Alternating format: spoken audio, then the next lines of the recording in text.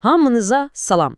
Heç düşünmüsünüzmü ki, sözlər əslində dünyamızı qurmaq üçün kiçik kərpiclər kimidir? Elə bugün biz məhz bununla məşğul olacağıq. Məktəb və onun hüdudlarından kənara çıxan vacib ingilis dili sözlərini öyrənəcəyik.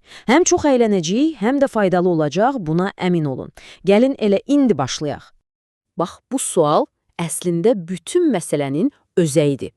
Fikir verin, hər öyrəndiyiniz yeni bir söz əslində o nəhəng bilik kainatına əlavə etdiyiniz parlaq bir ulduzdur.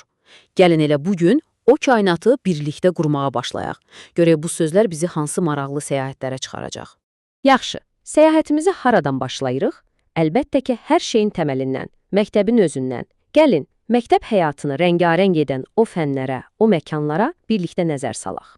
Bilirsiniz, bu sözlər gündəlik həyatda tez-tez qarşımıza çıxır. Ona görə də çox vacibdir. Deməli, qarşımızda bəzi əsas fənlər var. Amma burada əsas məsələ nədir bilirsiniz? Hər sözün yanında onun IPA, yəni beynəlxalq fonetik əlifba ilə yazılışını görürsünüz. Bu, sözü düzgün tələffüz etmək üçün super bir vasitədir. Məsələn, gəlin geografi sözünə baxaq. Tələffüzünə fikir verin, geografi. Eşidirsiniz? Bu sadəcə sözə baxıb təxmin etməkdən qat-qat yaxşıdır, elə deyilmi? Yaxşı, bəs bu fənləri biz harada öyrənirik? Təbii ki, məktəbin özündə, amma fərqli-fərqli yerlərdə. Məsələn, biraz araşdırma lazımdırsa, yolumuz birbaşa kitabxanayadır, yəni library-yə. Qarnımız acanda isə yeməkxanaya, yəni kafeteriyaya gedirik.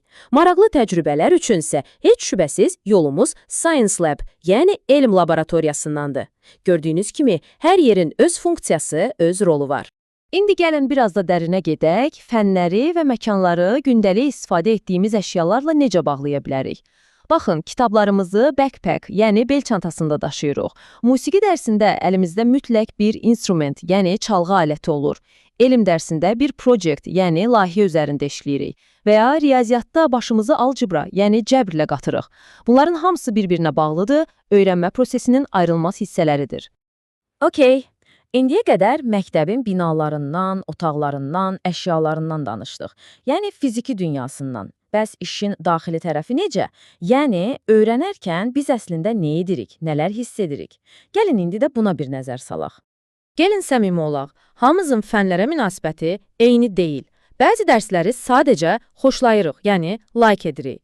Bəzilərinə isə sözün əsli mənasında aşiqi, yəni love. Təbii ki, heç sevmədiyimiz, hətta hate, yəni nifrət etdiklərimiz də var. Və bilirsiniz nə var? Bu, tamamilə normal bir şeydir. Əsas odur ki, bu sözlərlə hisslərimizi ifadə edə bilək.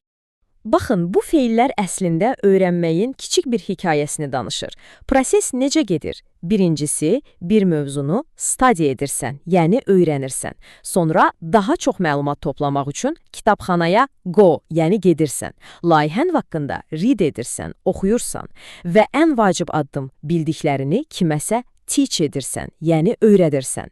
Unutmayın, deyirlər ki, bir şeyi ən yaxşı öyrənməyin yolu onu başqasına başa salmaqdır. Məncə, tamamilə doğrudur. Yaxşı, bəs bütün bu zəhmətin son məqsədi nədir? Nəyə görə oxuyuruq, araşdırırıq? Məqsəd, seçdiyimiz bir sahədə əsl expert, yəni mütəxəssis olmaqdır. Bir mövzunu o qədər dərindən bilmək ki, onu rahatlıqla başqalarına da izah edə biləsən. Bu, həqiqətən də insana xüsusi bir güc verir. İndi isə biraz fərqli bir şey edək. Gəlin məktəb divarlarından kənara çıxaq və öyrəndiklərimizi daha böyük bir mənzərəyə tətbiq edək. Məsələn, adi bir elm dərsi. Bu dərs təkcə sınaq şüşələri demək deyil. Bu dərs bütün kainatın qapılarını üzümüzə aça bilər. Bizi birbaşa ulduzlara qədər apara bilər. Belə bir səyahətə hazırsınızmı? Elm dərsləri sayəsində biz kosmosdakı evimizi, yəni solar sistemi, günəş sistemini tanıyırıq. Bu, quru bir tərif deyil heç. Bu, bizim kosmosdakı ünvanımızdır, belə düşünün. Və bu sistemin əsas sakinləri təbii ki planetlərdir. Bizim öz evimiz, yer kürəsi də bir planetdir. Hər birinin də özünə məxsus xarakteri var. Ölçüsü, rəngi, atmosferi. Sonra bir çox planetin ətrafında fırlanan peykləri var. Bizim ayımız kimi, yəni Moon. Məsələn, heç bilirdinizmi ki, təkcə Yupiterin 90-dan çox peyki var? İnanılmazdı, deyilmi? Sistemimizdə elə planetlər var ki, onlara sadəcə böyük demək haqsızlıq olar. Onlar həqiqətən də nəhəngdirlər, giantdırlar. Məsələn, Yupiter və Saturn. Təsəvvür edin, təkcə Yupiterin içinə mindən çox yer kürəsi yerləşə bilər. Möhtəşəm bir miqyasdır. Və bu nəhənglik təkcə ölçüdə deyil. O qaz nəhənglərinin üzərində əsrlər boyu səngiməyən stormlar, yəni fırtınalar töğyan edir. Bu da bizə göstərir ki, kainat heç də sakit bir yer deyil. Əksinə, çox dinamikdir. Bütün bu planetləri, ayları, nəhəng fırtınaları bir araya gətirəndə ağla bircə söz gəlir. Fantastik, yəni fantastik.